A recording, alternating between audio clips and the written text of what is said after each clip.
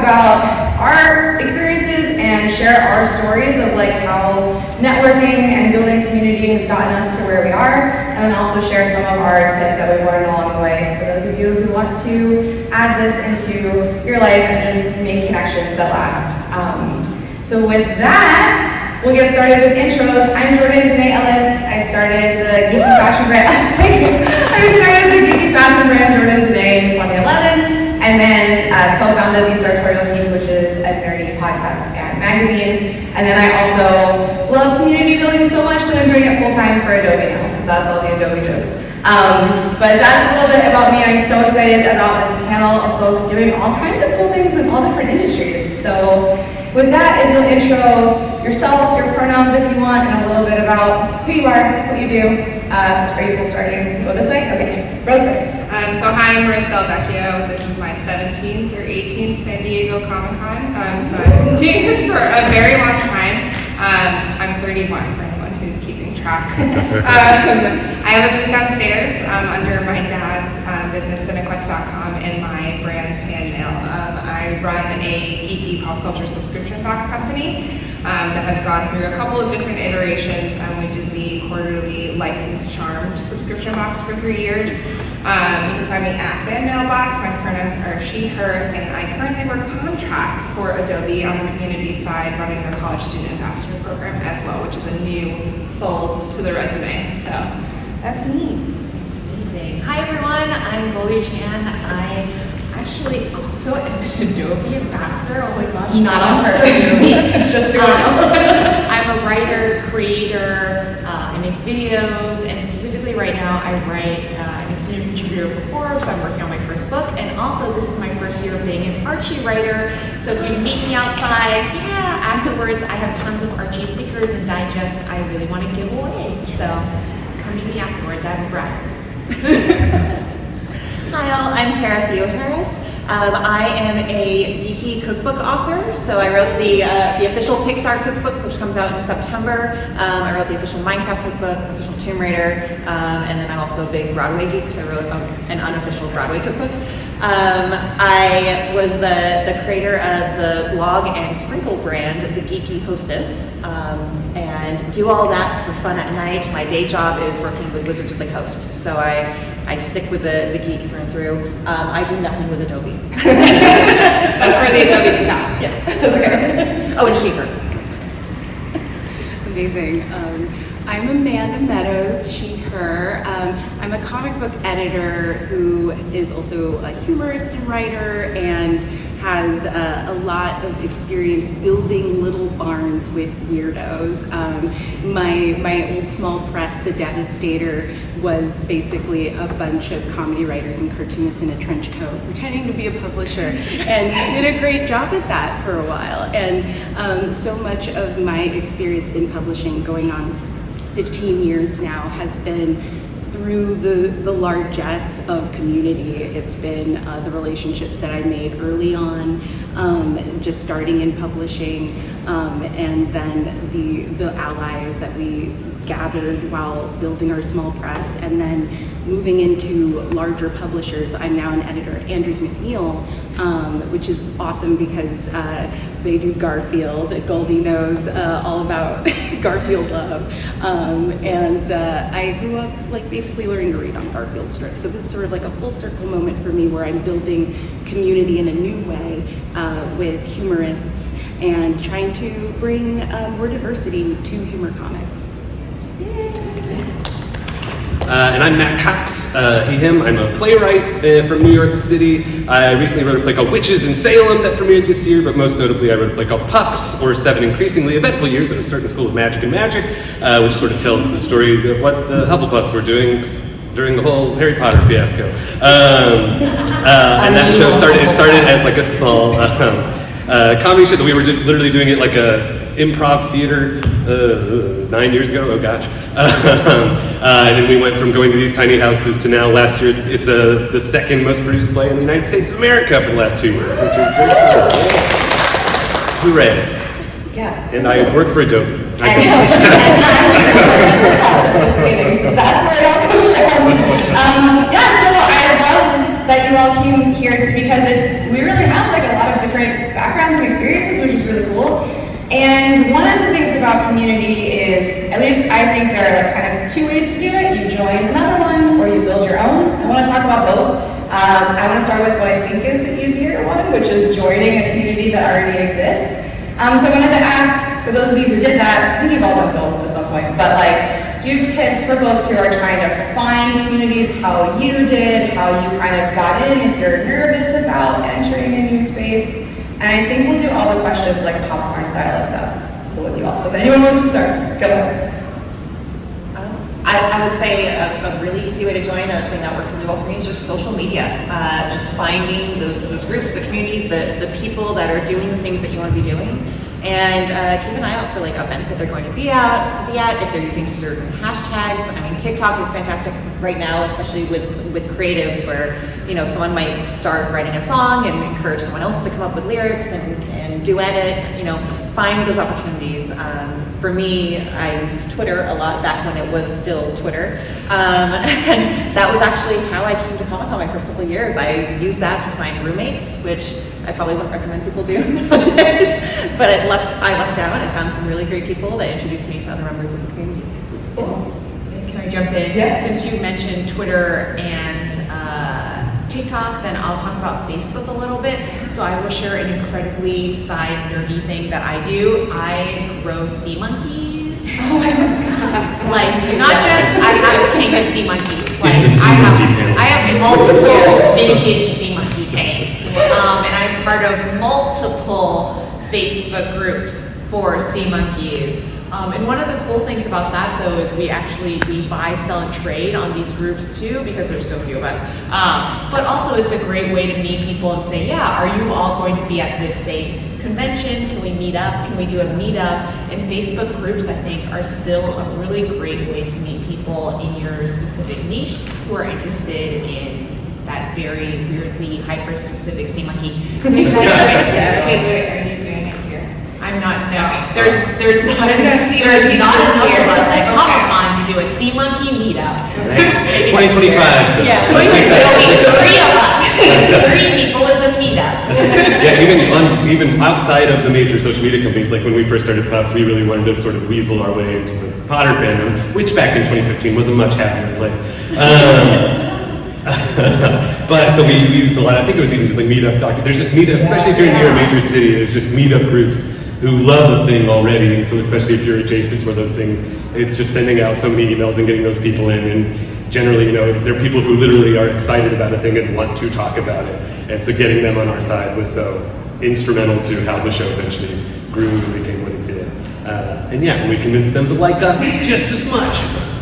Yeah, it's all about like, God, remember meetup.org? Like that was a vibe. I think it's one of the biggest components of this that's like coming through in everyone's answers is space.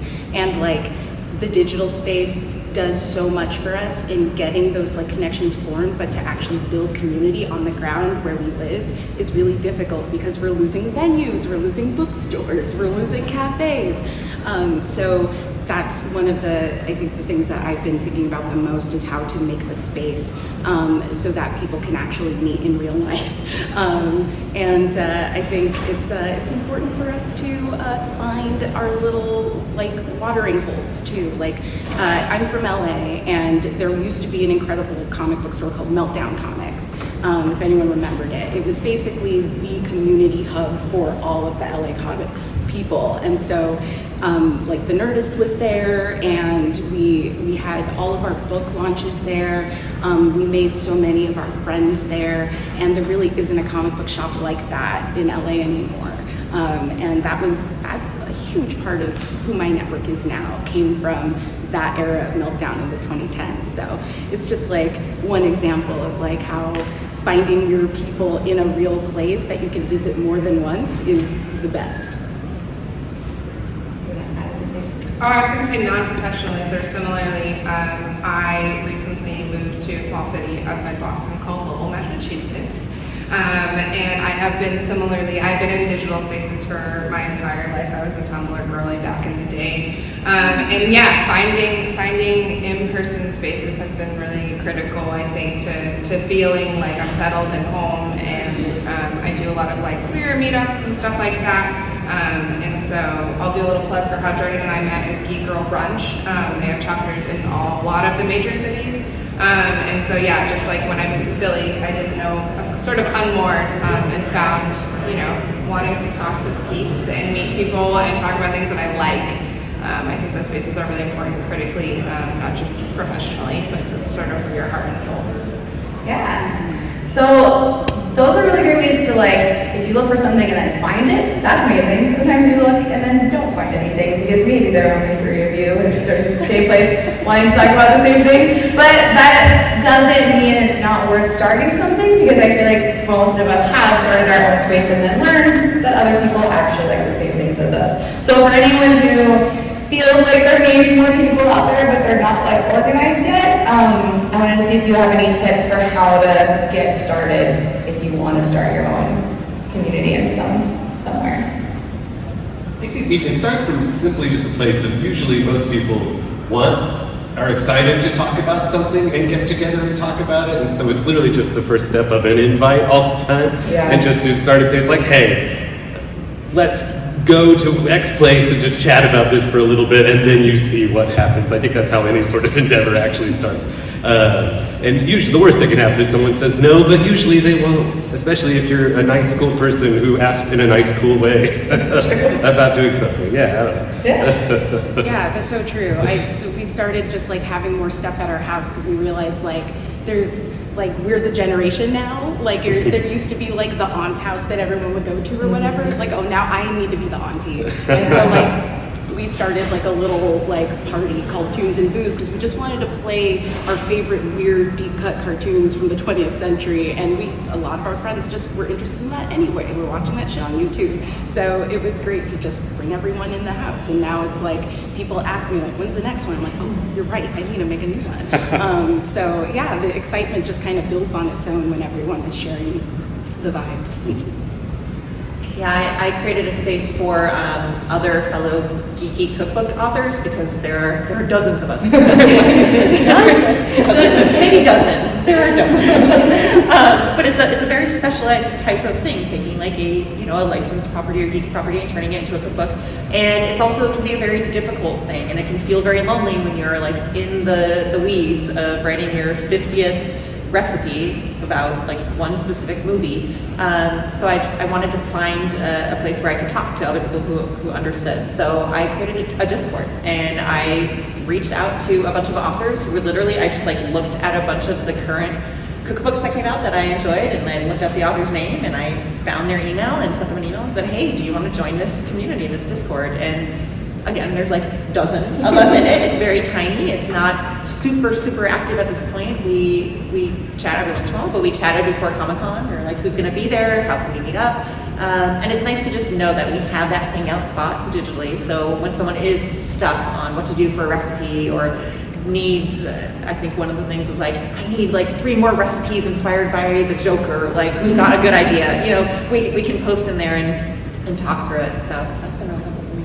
Yeah, especially even to that, I think, again, unless someone's in like the super upper echelons, I think everyone loves getting an email. That's like, let's do something together. It's always, I don't know, it's a positive forward motion. So I don't know, just send those emails to that person who you found their thing in whatever book or something like that. Yeah, I love that.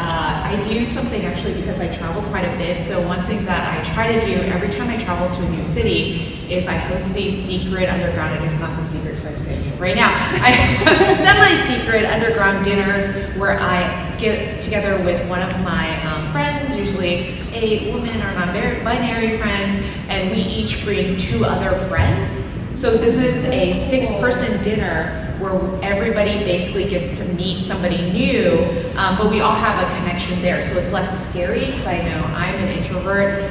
I'm a socially anxious introvert. Sometimes for me it's easier if somebody I know is there. And what I love actually about this format, so please copy it, is that when you bring 2 of your friends, you already feel comfortable because you know 2 people there, and then you also get to meet 2 brand new people, and it's small enough that you can have a nice dinner and you can talk to each other, and it's not overwhelming. Because I think sometimes in-person meetups, especially for those of us who are maybe more socially anxious, can be really overwhelming if you go to something like Comic-Con that has hundreds of thousands of people. Nothing to add. Okay, cool. Well, that's a perfect segue. I'm glad you talked about being an introvert, because I do feel like a lot of networking either seems easier for extroverts, or a lot of the tips are just like, go talk to someone, which is terrifying if that's not something you like doing. So I wanted to share, like you said, we're at Comic-Con, we have a day and a half left, and sometimes, there are people here that we want to meet, and it's intimidating to just go do it. And so for introverts and extroverts, I wanted to know if you have any tips on taking that first step, especially if you're nervous. The easiest one is to find an extrovert. That's also true. I'm just kidding. Jordan is my extrovert, which is very nice, and I think the best part about sort of pairing energies is, we bring different strengths to conversations. Yeah. And I think that what I've learned about being an introvert as well is just sort of being able to turn it on and off. I will go and crash and not talk to anyone for a week after this. But yeah, there's a certain amount. I think one of my best tips too, especially as a small business owner who wanted to network with other small business owners, I wear earrings because I want people to talk to me about them. So that way they come talk to me and I don't have to do the initial but I also do the flip side, right? I really like this t-shirt that you're wearing. It's a fandom that I connect with, and even just if it's a compliment and I walk away, that's it. For Artist Alley, my best tip is to bring some singles and buy their little tiny things and talk to them about their stickers or stuff like that. So that's my introvert tip, is find an extrovert. No, I'm just kidding. That's so funny because the book I'm writing is literally personal branding for introverts, and one of my tips is to partner with extroverts. Anyway, so that's my tip too, and definitely buy something from people's booths, because people always appreciate, and artists always appreciate if you buy something from their booth, because I think a lot of artists spend a lot of time at booths and people meander and then just don't purchase anything. I know for me, another thing that I also try to do that I think is helpful is say something to compliment. And if you could just have a buddy, even if it's another introvert buddy, I'm just such a fan of numbers. The more of you there are, the less scary it is. So if you can have another introvert with you, I think it's a little less scary to approach people who might seem intimidating to you. Also, this might be weird, but I like to have a list of pre-made small talk things that I can say. So wow, I like your X. Please replace X with something. Wow, I like your shirt. Wow, I like your hat. Wow, I like your shoes, right? Or, oh, did you see the Deadpool panel yesterday? And if you have a list of 3 or 4 of these that you already have in your back pocket, it really helps sometimes if you're struggling to think about what to say, because you already know what you're going to say. Kind of along that same note of safety numbers, having someone with you, even if you don't physically have someone with you, have your man at home, the man at the computer. Yeah, at home, someone that you can text and be okay, I'm at a con, I'm at a networking event. I need to talk to 3 people today and I don't want to do it, and make them make you. Maybe they'll come back and be okay, you need to go say hi to 1 person in the next 10 minutes and you're going to text me later and tell me how it goes or something. Just have someone that's going to pressure you to do it, because it's going to suck, and sometimes it's pulling off a Band-Aid to get out of that introverted spiral, but you're going to feel better once you do it. So find a bully to help you. So friendly, so supportive, and what y'all were saying about partnering with an extrovert. I'm really glad that my spouse is an extrovert. He exudes Labrador energy, and that really helps me. One thing that I steal from him is he, speaking of having something canned that you can use to start some momentum in a conversation, instead of asking how people are, what they do, or anything that's really frustrating to ever think about being asked. He goes, "What are you excited about?" And that has gotten so many conversations going. I've learned so many new things about people that weren't necessarily about what I knew about them. So trying to follow people's excitement is great. I'm writing that down. That's such a good tip. People like to be excited. People like to like things generally. Yeah. Yeah. I guess if this may be very specific to me as well, but if you are in a situation, because like so much where you don't have a person to be there with you necessarily, there's so much of like, you know, theatrical world or any sort of entertainment, when you're pitching an idea or a story, you really, half of it is you're pitching yourself as a person that someone wants to spend time with and work on something with.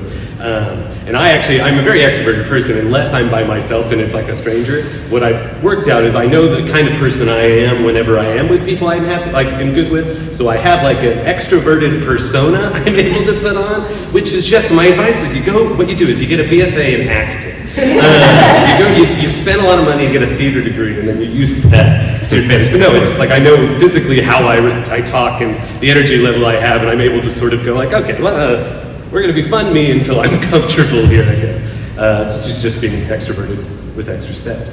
Yeah. That's such a great level of self-awareness though. Like if you know your own energy levels, if you know what spoons you've got in the moment, you can kind of strategize and use them more effectively. That's so smart. Yeah, I think also giving yourself breaks, like literally physical breaks, especially if you get overwhelmed in the day, and especially at a place like Comic-Con, which is so overwhelming, there's so much to do.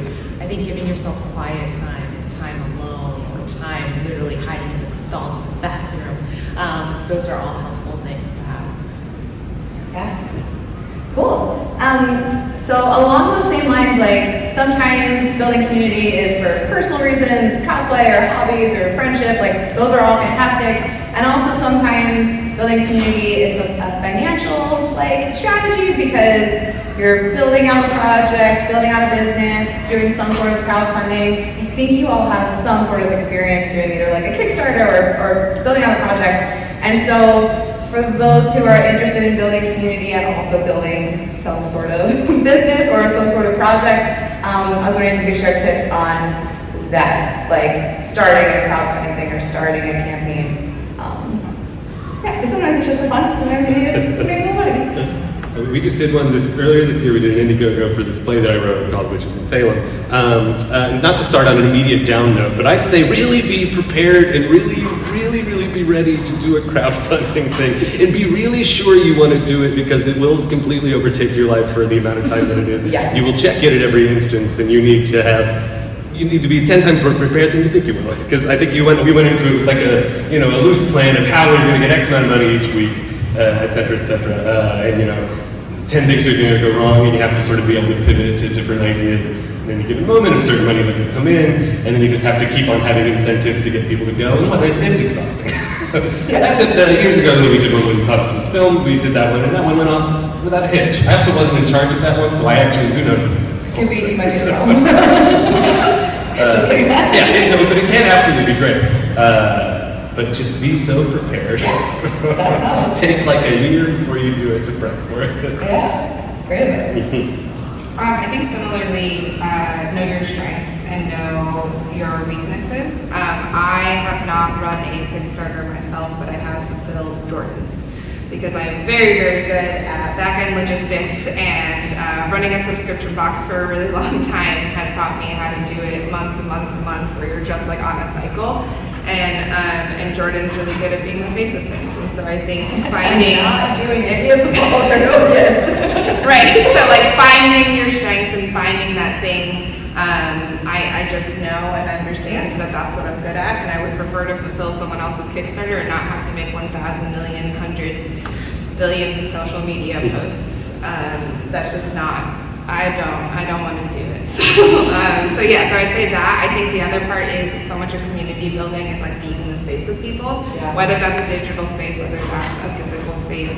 I have some longtime customers here in this room who come to my panel every year, and it is the joy of community building truly to come see a familiar face every year, and I wouldn't give that up for anything because that's why I do it. And there's some financial gain attached to that. When I release a new product now, I have some confidence that even if it's not quite their thing, they'll find it for someone who is in their life and give it to them. Well, I definitely think if we want to just talk about community in general, one of the things I did that Jordan knows is that I became #1 on LinkedIn. So I grew a community 100% from scratch and became #1 on the most uncool platform of all time. Yeah, I think my partner would say that's his favorite social media platform. Gosh, I'm sorry for your partner.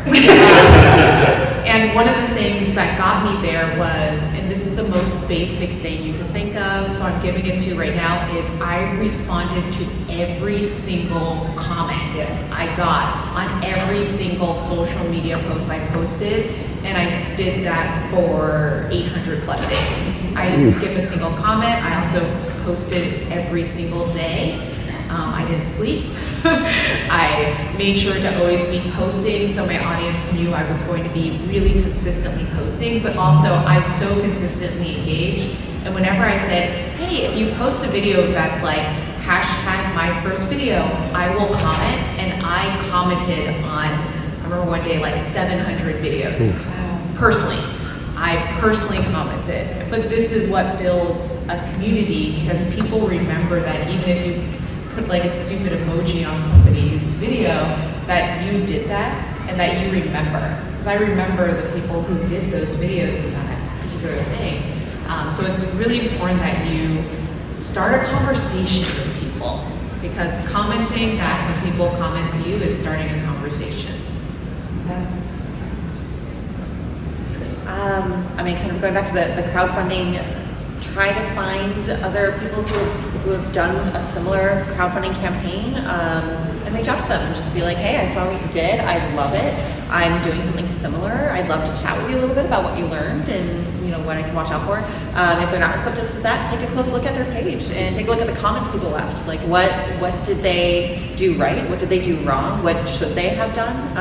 And learn from that. But if you're able to start that conversation, and they're receptive to giving you advice, then it might be something that they're willing to then promote your campaign to the folks who back theirs, and that way you're getting some more followers. Because you can usually scour those websites for anything similar as well. And yeah, Exactly. I think liberally steal all of the perks. Yeah. Like to whatever, like however much, like you can look and see which ones had the most sort of clicks on them, and then just like, okay, well that clearly works. Right, Yeah. like, oh, these signed prints sold out, Yeah. but the signed box didn't. And it's like, okay, now I know not to spend all my money on the expensive box printing, which is gonna eat up a bunch of the budget. But yeah, like, it's all about like knowing your weaknesses and strengths and finding your friends, but like kind of think about it like an Ocean's 11, where it's like you kind of need someone who's gonna like help you with the financials and like pricing everything out and getting like accurate costs for everything. You need somebody who is like your lookout, someone who's like, I'm the PR, I'm the person who's gonna help you figure out what you need to make for social media. And then you need the person who's like, I'm gonna also help you with the crafting of the material that needs to be on the page, which is like so important. And like lately, in the last several years, they've gotten more elaborate, and you have to do little extra things on Kickstarter pages to get noticed sometimes. And if you're gunning for that projects we like list with the little like Kickstarter seal, you got to really show that like you're shiny and ready to go. And so having the regular campaign updates, so like a lot of it you kind of need to write in advance. And so sometimes that means, oh, I need my friend who's really good at copywriting to help me. And a demolitions expert maybe if you need it. You'll need it. Yeah. Build your own Themyscira. So we've been talking a lot about the benefits of community. I think there are a lot. We've also touched on the fact that sometimes it's very exhausting, and the things that you need to do take a lot of time, and sometimes, I don't know if anyone else in this panel has ever been burnt out. Certainly have. And so you've all kept going. So I wanted to ask, what are some of the tips that you have to keep going when you're burnt out, or when you think about what motivates you? And I think that's a very real part that doesn't get talked about a lot. It is great, and it's also really hard. The first word in my head, which is probably not the right word, is money. Yeah. But the next word is, of course, support, which is probably a better word for this room. I think if you are feeling really burnt out, it's so helpful to have a support group around you. even if that's not people actively working on your projects, it's your friends that you can tap that say, hey, I will definitely like kick your butt and tell you that you need to keep going. Like, hey, do you want me just to like come over to your place and like sit with you for an hour as you type these things out? Yes. Having those kind of friends are so invaluable for when you're burnt out and you're working on a massive project, as I think every single person at this has worked on something really, really big that takes up a lot of time. So knowing that your friends can literally come and physically support you, even if they maybe can't even help you write something or sell something or shoot something, it's helpful just to have those kind of friends around you. Something I have been working on myself that is, I think, the only thing that's been able to help any burnout is saying no. You don't have to do everything. You cannot do everything. I know that sometimes it is a privilege to be able to say no to opportunities or hobbies or hanging out with people. But I've learned, particularly for like writing books, that there have been offers that I've gotten that sounded really cool, but you have to take a step back and think, is this something that I'm really passionate about? Is this something that I want to spend X amount of hours on? Is it worth giving up sleep and giving up time with my family? Is it going to further my career? Is it going to make me feel like I am doing good by putting it out there? And if you're not sure, have a buddy who can give you some tough love, sit down and ask you those questions and talk through it with you. And I've said no to a lot that felt hard in the moment, and that I am so happy I have said no to. And if it helps for you, keep a list of the things that you have done and the things that you could have, but you chose not to do. And it feels good seeing that list grow longer, and that almost feels as successful as saying yes. I like that. Yeah, I love that. I find I think it's the answer I've given many times in this panel, but it's always, I think it's finding something that's radically different than what you are doing, that you are in the process of being burnt out of, can really change your frame of reference. I do not know who this quote is from, and I apologize, but my favorite one is there's a writer who she picked up running because she needed something that she hated more than writing. And that can really change your outlook of what you're doing. You'd be like, well, yeah, I guess if I have to run these 6 miles, I'd rather just go write these, 20 pages today. And that can really do something for you. So really, it's just adding more hate into your life. You're welcome. Is that your bumper sticker? Add more hate into your life. Yeah, I get a lot of humps. Wait, I have to ask, are you a Hufflepuff? Yes, according to the internet retest, which is very convenient for the internet. One of the things that we didn't really talk about, I burned out of my higher ed career. So I actually have my master's in higher education and student affairs, and I started FanMail actually in my second year of grad school. Highly recommend starting a business in the middle of grad school. It will make you feel wonderful. But actually FanMail is what saved me from being completely burnt out of the higher ed side of things. And I think one of the things that I really accepted and that the pandemic really forced me to accept was that I got a job that was like really low paying as an online academic advisor, and I have to be honest, the health benefits were insane, and I had a ton of PTO, and just resting and not taking my work home with me was incredibly helpful for my burnout. And FanMail honestly has been kind of dormant since I finished the Charm project, because similarly I felt pretty burnt out at the end of that. And so I'm doing some things that we'll talk about hopefully later that I think have like brought the spark back, but I haven't done anything since like 2021. And I'm still here doing a panel, right? And so that hasn't like stopped me from pursuing creative opportunities or careers and stuff like that, but it is something that like I feel it's important to acknowledge. Especially as someone who in higher education works as an assistant director for wellness promotion. Yeah, that's important. Oh, good. Okay, I have another question, but I also leave time for you all if you have questions, so think if you do, but, and then I have some if you don't. But everyone's in a different stage of their journey, so like, I've been following some of you and known some of you for like over a decade, and it's all different, and one of the things that I think all of us believe in is like holding the door for folks who are coming up after you, and so I wanted to ask if there are any like ways that you've been able to do that for other people, or ways that someone else has done that for you that you appreciate, and just kind of encourage everyone here to think about this, because I think that's like one of the things that has changed my life the most. I know some of you have stories like that too. Well, yeah, I mean, I think it's part of growing is really accumulating a lot of failures in your process of where you're going. You're going to make a lot of mistakes, and it's not that you should constantly be thinking about it, which I don't.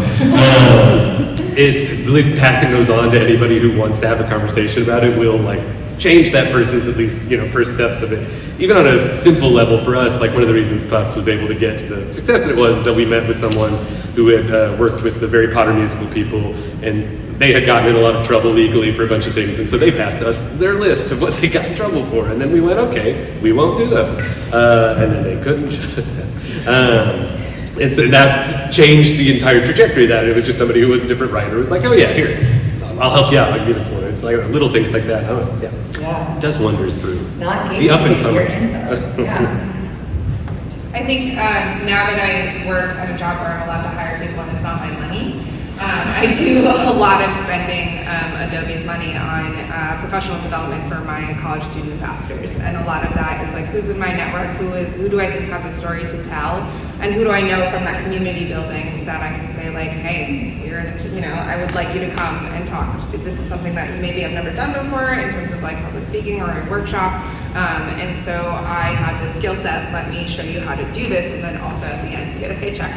And so I think that is something that I try to be very aware of, is when I want to work with people, I also think about skill level is maybe not the best way to do it, but how can I help someone level up who helped, because I was helped to level up, right? And so how do we do that, and how do we take care of each other and share that information? I will always happily share any information. If you see something that on my stuff that you like and you're how did you do that? I'll tell you, no worries. So yeah.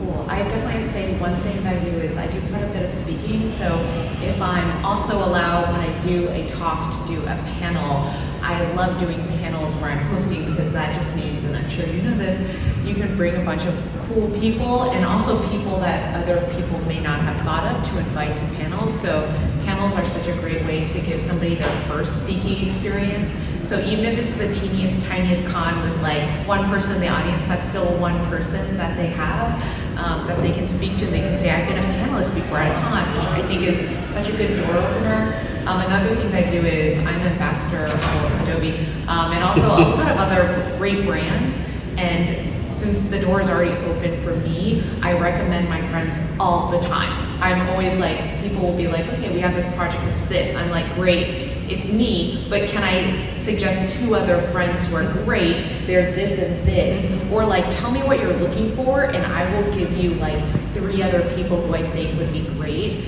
My thing is, if I can help my friends, I know this is crass, but if I can help my friends make $1, in the long run, that's $1 in my heart. No, that's just it's just good to help your friends make money, because everybody needs to make money to live. And so if I can open doors to either just cool opportunities or money, then both of those things I think are really cool. And that's what I try to do.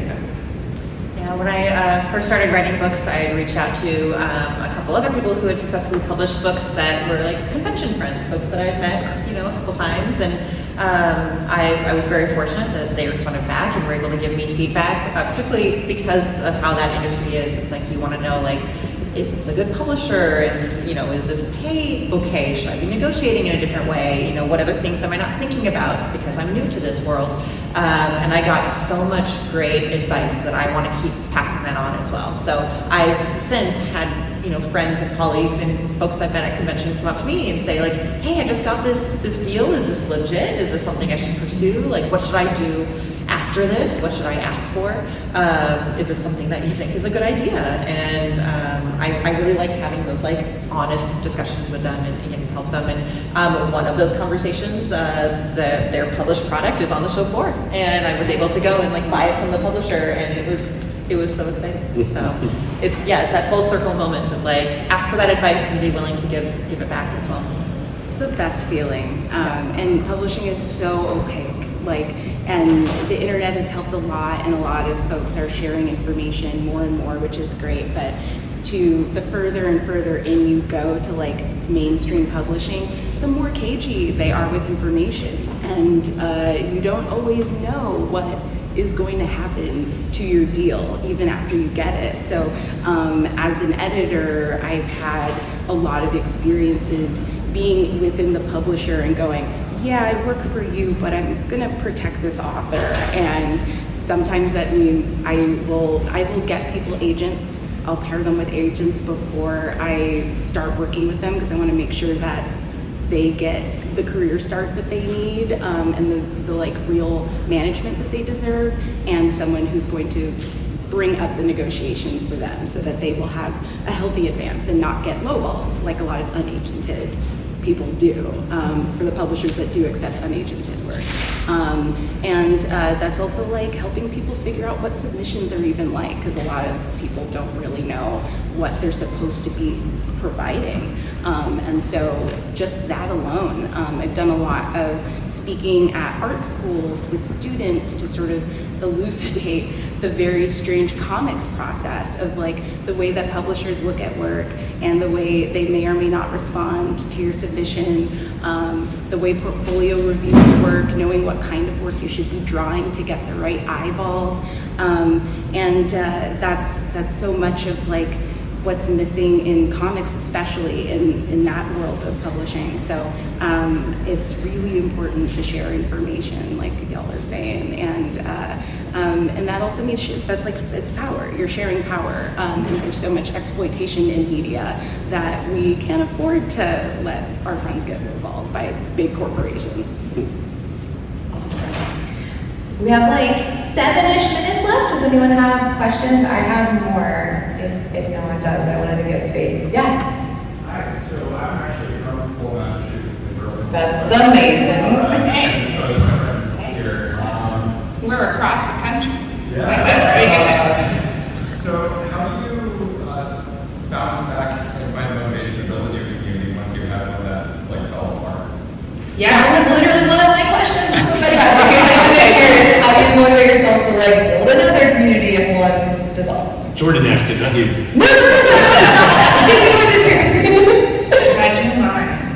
Okay, so this is going to be my cool Lowell story, since now I know there are people who actually know Lowell in the room.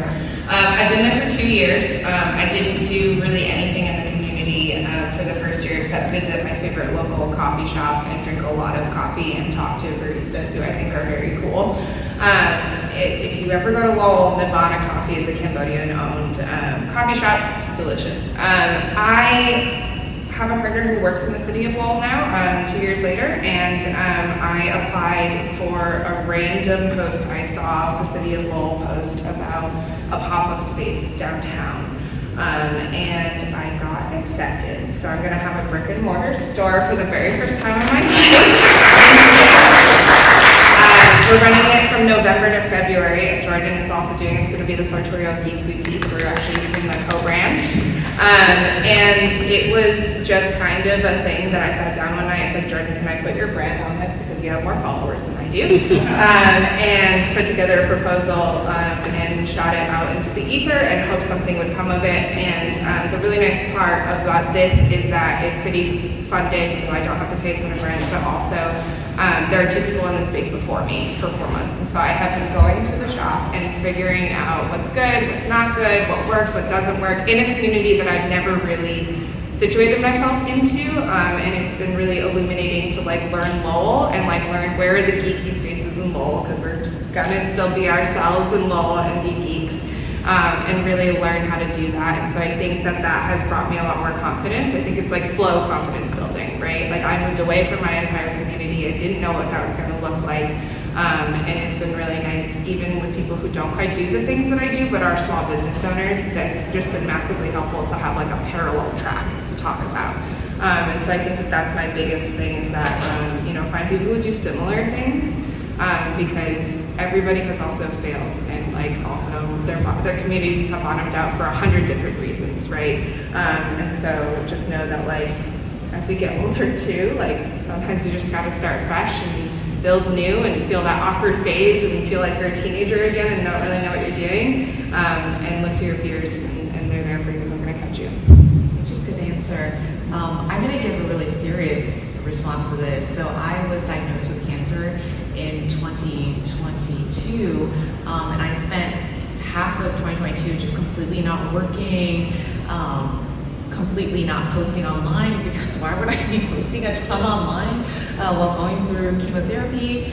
And when I came out in 2023, it wasn't even when I came out of this whole process in 2023, the scariest thing was, how am I going to work again? Because I'd gotten so much of my work from social media and from people who were used to me being really active. So I literally started from scratch. I started from zero.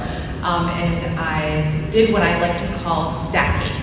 So I just reached out to everybody I know and I said, like, who's gonna let me edit a couple pages for a couple $100, right? Who's gonna let me write this for this? Who's gonna let me make some videos? And I just started stacking the smallest possible opportunities and started just talking to as many people again and just reaching out, being like, hey, we haven't talked in over a year because like I've been going through health stuff, but like maybe there's something we can do this year or next year. And I just started trying to open doors that I had already walked through, if that makes sense.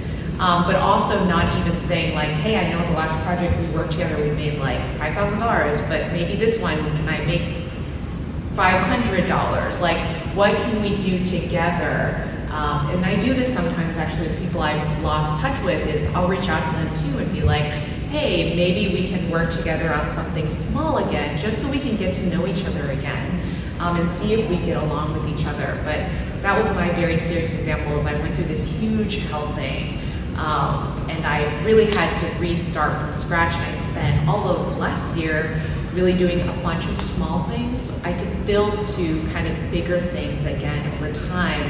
And I always say that no one is above any job, it's just the pay is below what you deserve. Someone like write that down. Okay, cool. Well, this is actually, I wanted to leave everyone time to like, everyone's socials are here, but to thank you, first of all, for being here. Thank you all for being here. And if you want to maybe start at Matt, like, where people can find you, if you're doing anything else at the show, if you have anything coming up, et cetera, et cetera. Yeah, nothing here in the West Coast, but yeah, I'm at Coxy-Loxy on Instagram. I'm at other things on the other ones, and I need to bring that together one day. I've never have. No, it doesn't matter. I don't use them. But I always put updates there. But we're doing, and if you find yourself in the East Coast in New York, I'm running like a monthly to every other month show at the new Second City Theater there. It's called Giant Skybeam. It's like a different genre every month. We're doing like a short play. It's fun. It's again just trying to do stuff after that industry sort of collapsed. Puffs is available on Amazon and YouTube and anywhere you can stream and rent a movie. And my other play, Witches in Salem, is going to be popping up in various regional theaters and whatnot, so maybe it'll come to a city near you. Yeah. And I've got like 2 new musicals coming out next year as well, so pay attention. Looking forward to a musical about ferrets. Competitive ferret competitions. Not all of that information yet. Coxy-Loxy. Yeah, I'm Amanda Meadows. You can find me on Instagram mostly at Megamander. I work at Andrews McNeil. AndrewsMcNeil.com is where you can find our whole publishing list, and Go Comics, of course, the source for all your daily comic strip needs. Some books that I edited for Oni Press are coming out. A quick and easy guide to coming out is coming out this summer. Highly recommend pre-ordering or buying it. A quick and easy guide to asexuality is already out. Highly recommend. It has a starred review. Yeah, that's it for me. Awesome. Yeah, my handle is Geeky Tara. I had a separate one for Geeky Hostess, which was my blog, and so this is my personal one, Geeky Tara. My next cookbook coming out is the official Pixar cookbook that comes out September 3rd, I believe. Available for pre-order now. All the rest of my books are available Amazon or your local bookstore or anywhere fine books are sold. Yeah, if you cook anything for my cookbooks, shoot me a message. Let me know. If you're in the middle of cooking it and you've got a question about a recipe, message me. I love it. Yeah, you can find me on Instagram at Goldie Silence, CYLON. If you like Battlestar Galactica, you will know what that reference is. You can also find me on Twitter because I refuse to say that other thing.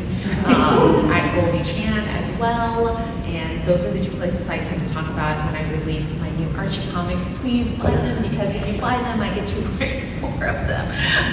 And also, please go to your local comic book stores and buy comics in general. It helps keep them in business. So if there's a comic book store close to you, wherever you live, please go there in person and buy a comic. It really, really helps.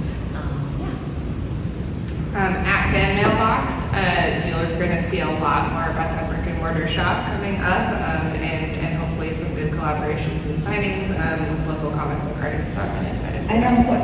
Oh, I'm on the floor. Yeah. I am booth 4539. We're right across from DC. You will see Monster High and Up. Those are our 2 exclusives this year. Yeah, and I'm Jordandené Ellis. I'm at Jordandené. Thank you all so much for being here. Thank you all so much for being here. Have a really good rest of your